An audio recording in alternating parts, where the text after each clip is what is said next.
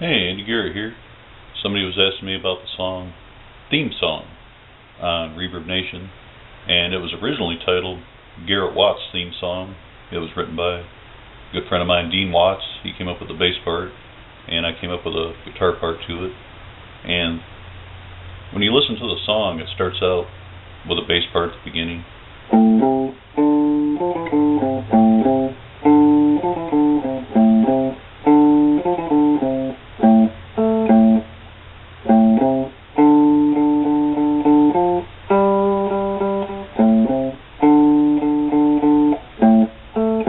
And that comes in.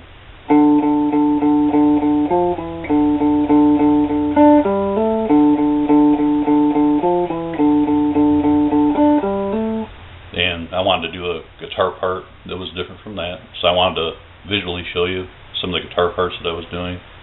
It's a pretty easy song. There's not a whole lot of parts in there, but it's really fun one to play, really cool to jam on because it's got a lot of room just to jam on the rhythm that's going on. The rhythm I'm doing.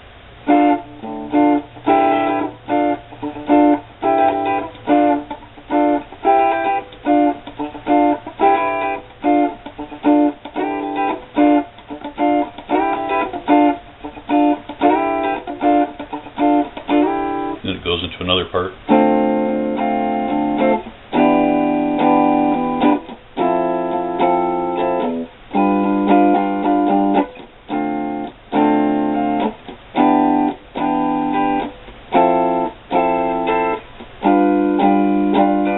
Back to the,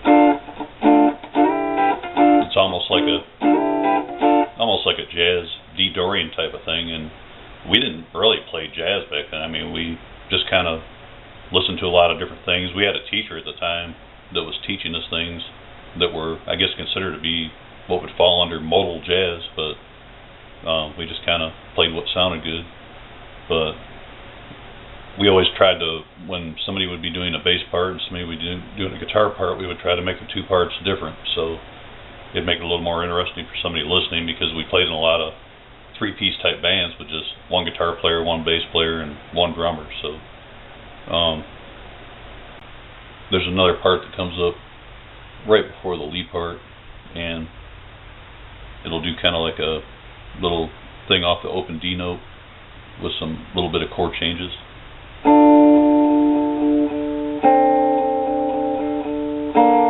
little chord forms.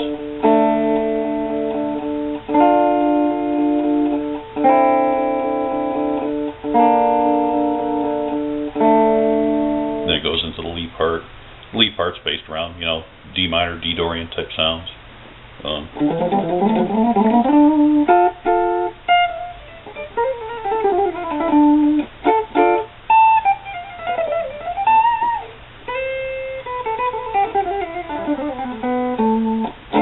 Just playing around on those different things and doing kind of picking type stuff and then legato type stuff, where I'm doing a lot of hammer-ons and pull-offs.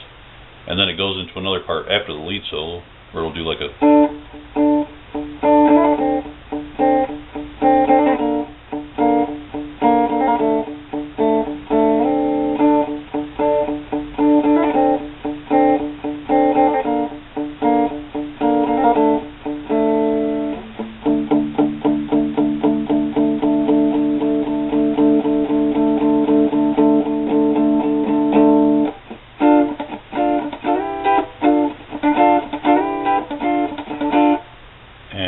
I'll try to find other chord forms like that. Like when I'm playing, one of the things you can do on guitars when you're, playing something that's got the same chord changes in it for a long period of time, try to find like different inversions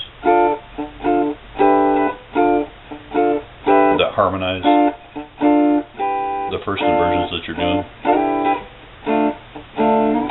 That's a good way to learn the guitar. Anywhere you can find something that's a higher inversion of chords that you're doing, it really opens up the guitar neck.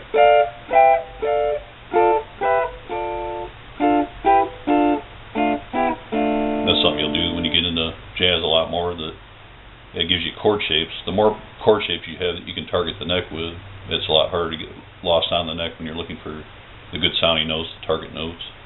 And that's about it for that song.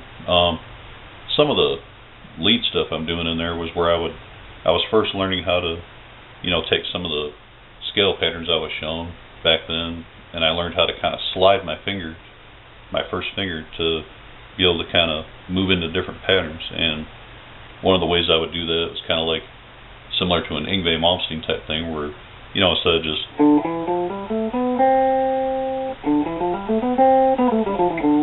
doing things like that,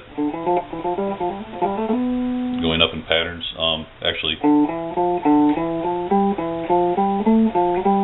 kind of slide,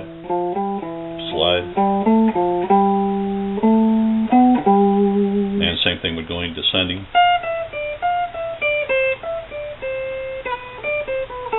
You know, it's actually hard to do it slow, but working on that type of stuff, and it gets you out of the patterns when you take your first finger and you slide while you're doing your patterns that you know, your scale patterns or whatever, targeting chords that can get you in and out of different patterns playing that way. And the hammer-ons and pull-offs also, like when you take a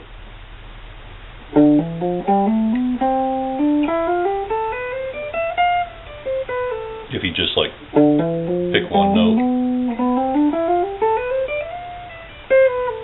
that's something a lot of guitar players do instead of picking every single note.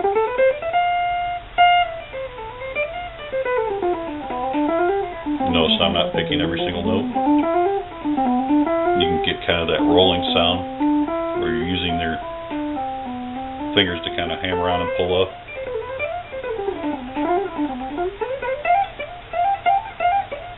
Sliding back and forth.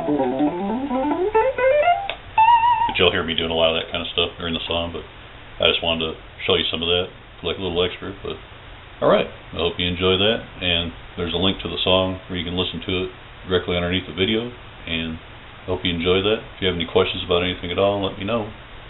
Thank you.